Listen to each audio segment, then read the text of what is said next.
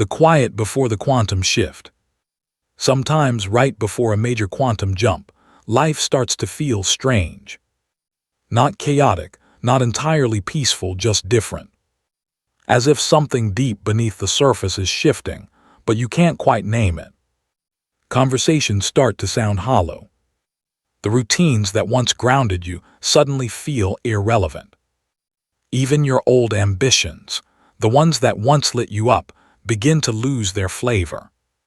And this can be unsettling, because the mind has been trained to believe that progress means movement. Constant doing, constant striving, constant becoming. But in truth, this stillness you're feeling is not stagnation, it's recalibration. In quantum mechanics, before a particle jumps to a new state, it enters a moment of uncertainty, a superposition. A mysterious phase where every potential outcome exists at once, not yet collapsed into form. It's not a pause, it's the most dynamic state of all. Right now, you're in that same quantum space, the liminal zone between timelines. The old version of you is dissolving, and the new one is forming in a reality that already exists within the field. The human mind struggles with this. It craves proof, direction, evidence.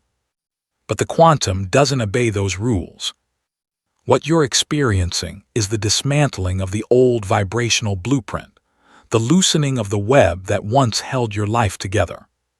For years, that web, your patterns, beliefs, and energetic signatures, anchored you to a specific frequency. But when your higher self decides it's time to evolve, those threads begin to snap. Old contracts expire, identities fade. And before the new reality appears, the first thing you feel is stillness. The absence of the old drive, the strange quiet of becoming. It feels like something's wrong, when in fact it's the clearest sign that something profoundly right is unfolding. Mystics call this stage the void, the fertile darkness, where creation gathers itself before the light returns. Here, your soul is reorganizing its architecture to match the reality you've called in. The tools that once guided you won't work here anymore. They belong to the identity you're leaving behind. Your task now isn't to fight it, but to trust it. To breathe into the stillness and allow it to rewire you. The silence isn't empty. It's full of quantum data, restructuring your timeline in ways your conscious mind can't yet perceive. Even science agrees. Neuroscience shows that the brain requires stillness to rewire itself, to form new pathways, new predictions, new identities. Your nervous system is adjusting to a higher frequency. Your entire being is learning a new baseline. Because you can't carry the chaos of the old timeline into the coherence of the new. You must release before you can receive. Think of it like the hush before a symphony begins. The dimmed lights, the suspended breath, the poised silence before the first note. That quiet isn't a delay, it's preparation. Or like the tension of a bow being drawn before the arrow flies. That pullback isn't holding you back, it's what gives you momentum. Right now, the universe is drawing you inward. Not to stop you, but to launch you toward a trajectory you could never reach through effort alone. Most people misread this phase. They panic at the stillness, mistake the void for a problem, and scramble to fill it with noise, habits, and distraction. But resistance only keeps you suspended between timelines. The ones who make the leap are the ones who trust the quiet, who understand that this strange calm is not the end. It's the loading screen of a new reality. If you can surrender to it, if you can see the stillness as evidence that the field is already rearranging itself around you, you'll begin to notice the signs. A random conversation that sparks a new idea. An unexpected release of emotion. A sudden, effortless clarity. That's how the quantum whispers. You're almost there. The shift has already begun. These aren't coincidences. They are micro-adjustments in your frequency, lining you up with the new reality. So if you're here feeling a little out of place, unsure of where you're going, but certain you can't go back, congratulations. You're in the exact vibrational space where transformation becomes inevitable. And in the next moments we share, I'm going to show you how to not only survive this phase, but to use it as rocket fuel for your quantum jump. Because once you recognize it for what it is, you'll stop resisting and start moving toward your next timeline with clarity, trust, and the magnetic pull of inevitability. The friction before the shift. One of the most misunderstood aspects of a quantum jump is that it rarely begins with a burst of energy or a dramatic sign from the universe. More often, it begins with friction. Not the chaotic kind that throws your life into obvious turmoil, but subtle, disorienting moments where the things that used to fit you no longer feel quite right. Relationships that once felt comfortable now feel constricting. Work that once gave you purpose feels hollow. Even your inner dialogue starts to sound foreign, as if it's coming from a version of you that no longer exists. This is the frequency mismatch phase, the moment your soul is accelerating into a higher vibration, while parts of your life are still operating in the old one. In quantum terms, this is what's known as decoherence, when two systems, in this case, your inner state and your outer reality, are no longer vibrating in harmony. The tension becomes impossible to ignore. And that tension is not a mistake. It's a signal that your current reality cannot sustain the energetic blueprint of where you're going. Think of it like trying to run the latest software on outdated hardware. The system will lag, glitch, and eventually crash, not because something went wrong, but because an upgrade is required. That upgrade is your quantum jump. Falling out of alignment.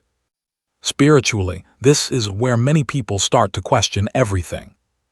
Why does it feel like I'm falling apart when I'm supposed to be leveling up? The truth is, you're not falling apart. You're falling out of alignment with your old timeline. And that dissonance is the exact force that will propel you toward the new one. Imagine standing with one foot on each of two boats drifting in opposite directions. Eventually, you'll have to commit to one, and the one that matches your frequency will always feel like relief, even if it requires you to leave the familiar behind. Here, where most people get trapped. The mind, uncomfortable with uncertainty, tries to cling to the old. It tells you to fix what's breaking, to smooth over what's falling apart, to restore what's fading away. But in the quantum field, restoration of the old is a step backward. What feels like breakdown is actually the shedding of density, old beliefs, patterns, and identities that can't travel with you to your new timeline. If you rush to patch them back together, you delay the jump. If you allow them to dissolve, you accelerate it. Acceleration. Physics gives us a metaphor here. When an electron jumps to a higher orbital, it must absorb a precise amount of energy, no more, no less. Once it reaches that threshold, it instantly transitions to the new state. There's no in-between. Similarly, your quantum jump happens the moment your frequency matches the reality you're moving into. Not when you force it, not when you push for it, but when you allow the old frequency to fully release so the new one can lock in. This is why excessive doing at this stage is counterproductive. The frantic need to fix, prove, or push is a sign you're trying to bridge two incompatible realities through effort, and effort is always a slower mechanism than alignment. The quantum field doesn't care how hard you work, it cares how purely you vibrate. A single moment of clear resonance will do more for your shift than weeks of unfocused action. If you've noticed lately that certain things are falling away, friendships, opportunities, even aspects of your personality, try this. Instead of asking, "How do I get them back?" ask, "What is this making space for?" That single shift in questioning changes your frequency from resistance to receptivity. Receptivity and the void.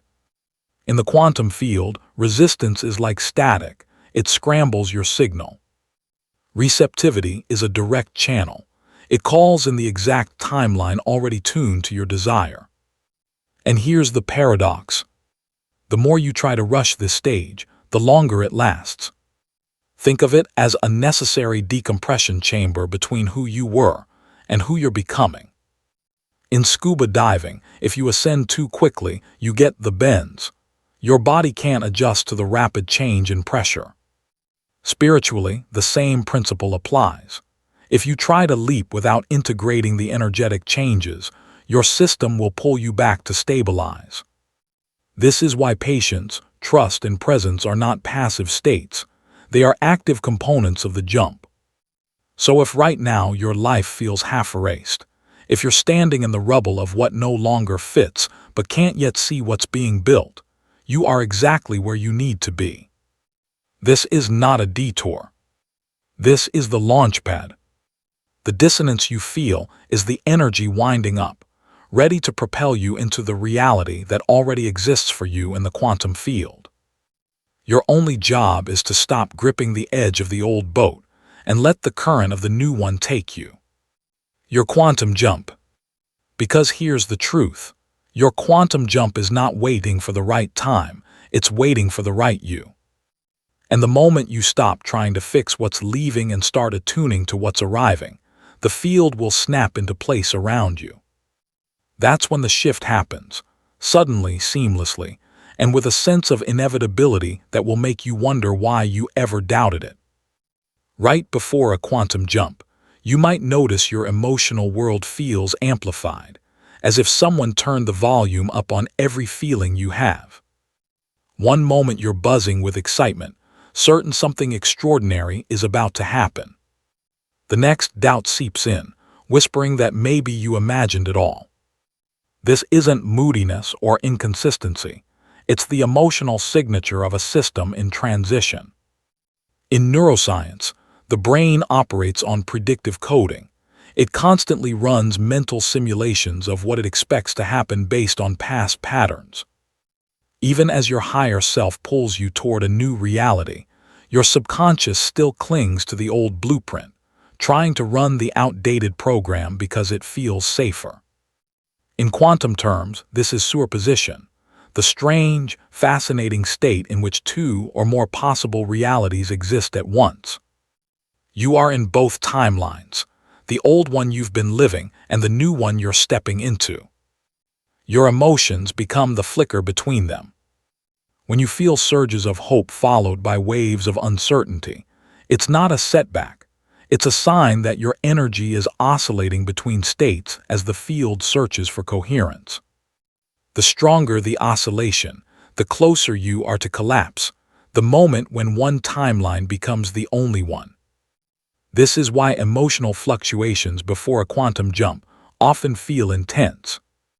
The stakes feel higher because your inner compass is recalibrating in real time. Every belief and emotion, every belief, memory, and attachment you've carried is being scanned by your consciousness. Does this belong in the new reality, or is this an artifact of the old? That process is emotional by nature because emotions are the chemical signals of change. They tell your body that you're in unfamiliar territory, and your body's instinct is to keep you safe, which often means holding on to what's familiar, even when it's not aligned. The mistake most people make here is interpreting doubt as proof they're failing. They start thinking, if I were really close to my quantum jump, I wouldn't feel this much fear. But that's like thinking turbulence means the plane isn't flying, when in fact, turbulence means you're moving through layers of atmosphere that require adjustment. Your emotions are adjusting to an altitude you've never flown at before.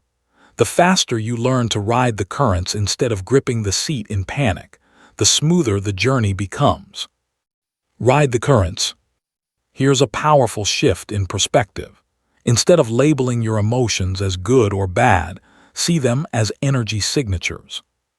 Joy, excitement, fear, uncertainty, they are all currents of energy moving through your field. None of them are inherently wrong. They're simply telling you where your focus is in this moment. If you react to them as obstacles, you reinforce the oscillation. If you observe them as indicators, you begin to stabilize your signal toward the reality you want. From a spiritual lens, these amplified emotions are a form of initiation. The universe is essentially asking, can you hold your frequency steady even while the winds change? Because the timeline you're stepping into will also bring new experiences, challenges, and unknowns. Your capacity to remain coherent now is what prepares you to thrive later. In this way, emotional turbulence is not a test you can fail. It's the training ground that strengthens your vibrational stability. Conscious neutrality. One practice that accelerates this stabilization is conscious neutrality. When the excitement is high, don't cling to it as the only sign you're on track. When doubt arises, don't treat it as a warning to turn back. Instead, breathe into both states, knowing they are temporary fluctuations within a much bigger trajectory. Imagine yourself as the eye of the storm, still, centered, watching the weather shift around you, but not being carried away by it. This level of emotional mastery is the hallmark of someone who is seconds away from collapsing into their chosen reality. So if lately your feelings have been all over the map, know this: you are not unstable, you are in motion. The field is adjusting to hold you in the frequency of your desired timeline. And the more gracefully you navigate these waves, the faster the oscillation resolves into a single, solid reality. Soon, you won't be flickering between worlds. You'll have landed fully in the one you've been calling in. The final test. Most people imagine the final test before a quantum leap, as if the universe were a stern teacher standing at the front of the class with a red pen, waiting to mark their paper. But the truth is far more intimate and far more empowering. This isn't the universe deciding whether you're worthy. It's your own subconscious running its final diagnostic, surfacing the last fragments of your old identity so you can choose consciously to let them go. You might find yourself suddenly facing the same kinds of challenges you thought you'd already outgrown. A conversation that pushes your butt in exactly the same way an old relationship did. A money situation that triggers the same scarcity panic you felt years ago. Or a wave of self-doubt that sounds eerily familiar. These moments are not punishments. They're mirrors reflecting back the frequency you used to inhabit, so you can decide once and for all whether you still want to live there. From a neuroscience perspective, your brain loves efficiency. It will always reach for the most well-worn pathways first, the familiar responses, beliefs, and behaviors you've rehearsed for years. When you're on the brink of a quantum jump, those neural patterns are still firing. Hoping you'll give them one last confirmation so they can stay in place. The only way to rewire them is not through force, but through demonstration, behaving as the new version of yourself, even when the old triggers are right in front of you. Every time you choose the higher frequency response, you weaken the old pathway and strengthen the new one. In the language of quantum mechanics, this is a collapse of the old probability wave. Until you make a new choice, both versions of you, the one who reacts from the past and the one who responds from alignment, exist simultaneously. The moment you act in a way that aligns with your chosen timeline, you collapse the reality of your old self, and the new one becomes the only active signal you're broadcasting into the field. The threshold. This is why the challenges that arise right before a shift feel so charged. They are the final superposition between who you were and who you are becoming. Spiritually, this stage is less of a test and more of a ceremonial crossing. It's the moment you stand at the threshold, holding the key to your new reality. And the only thing the door asks of you is to respond from the frequency you've been cultivating. If you meet scarcity with gratitude, anger with compassion, and doubt with unwavering presence, you're not just symbolically ready, You're vibrationally locked into your new timeline. The field doesn't need to approve you. It simply mirrors who you are being. And in this moment, being is everything. The test. The danger here is misinterpretation.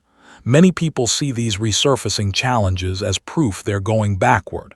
They think, if I'm still attracting this, I must be failing. But the reality is, the very appearance of these scenarios means you've shifted enough for them to be flushed out of your field. You can't clear what you haven't yet outgrown. The fact that you're aware of these patterns now, and that you're even asking yourself how to respond differently, is the strongest signal that you're almost there. Think of it like a simulation in a flight simulator. Pilots train for turbulence so that when it happens in real life, they already know exactly how to stabilize the plane. The final test moments before a quantum jump are your simulator runs. They give you the opportunity to embody your new state under conditions that would have once knocked you off balance. Pass this test, meaning, respond from your upgraded frequency, and you're not just imagining your new reality, you're living it in real time. So if right now you're experiencing tension, setbacks, or people from your past resurfacing, don't automatically assume you're stuck. Instead, see it as the clearest sign possible that you are brushing right up against the threshold of your leap. This is the moment to hold your alignment the most fiercely, to act as if the jump has already happened, because, in a very real quantum sense, it has. Engagement command. Anchor your decision into the field by typing in the comments, "I'm ready to pass the test." Let that be your quantum signal that you've already crossed. Here's the thing nobody tells you about a quantum jump. It rarely arrives with a parade. In movies, the big transformation moment is dramatic, fireworks, swelling music, a before and after so obvious you can't miss it. But in real quantum reality, the leap often arrives quietly. One day you wake up and notice the fear you used to feel isn't there. The problem you obsessed over somehow feels irrelevant. A conversation that would have triggered you last month now leaves you completely unmoved. The quiet arrival. The shift doesn't announce itself, it just becomes who you are. And because it feels so natural, your mind may even try to downplay it thinking, "Was that it?" This is where understanding the nature of quantum change is crucial. In physics, when an electron jumps to a higher energy level, it happens instantaneously.